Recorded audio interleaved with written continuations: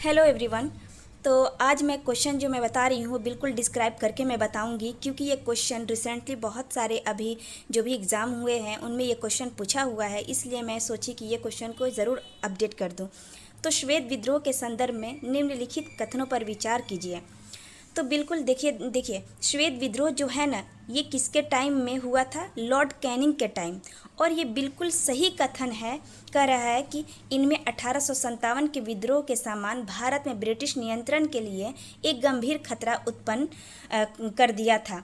तो बिल्कुल अगर देखिए फ्रेंड्स, श्वेत विद्रोह जिसको अंग्रेजी में अगर बोला जाए तो वाइट म्यूटिन कहा जाता है। और इसका 1857 के महान विद्रोह के बाद तुरंत जो है ना, है भारत में ब्रिटिश शासन की स्थिरता के लिए एक गंभीर और अप्रत्याशित खतरा उत्पन्न कर दिया था।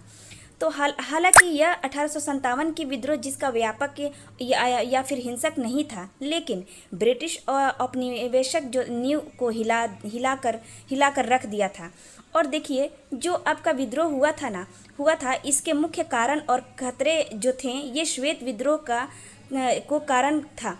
दरअसल ईस्ट इंडिया कंपनी का विघटन था। 1857 के विद्रोह के बाद भारत का शासन कंपनी से छीनकर सीधे ब्रिटिश क्राउन के अधीन कर दिया गया था और सेवा शर्त में भी बदलाव किया गया था। कंपनी की सेना के यूरोपीय जो सैनिक थे, जो गोरे थे, उनको जबरन था बिना किसी सहमति के महारानी की शाही सेना में स्थानांतरित कर दिया जा रहा था। ठीक है। और सैनिक को मानना था कि वो कंपनी के साथ एक कॉन्ट्रैक्ट की तरह थे और उन्हें नए सिरे से भर्ती होने या बोनस पाने का अधिकार था। जब उनकी मांगे नहीं मानी गई तो वो बागी बन गए थे।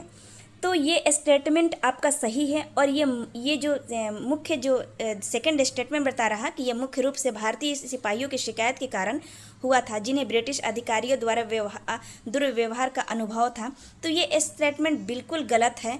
ठीक है गाइज, तो आपको समझ में आ गया है कि स्टेटमेंट कौन सा सही है आंसर और कौन सा गलत है। तो स्टेटमेंट 1 सही है और स्टेटमेंट 2 गलत है। Okay guys, thank you so much.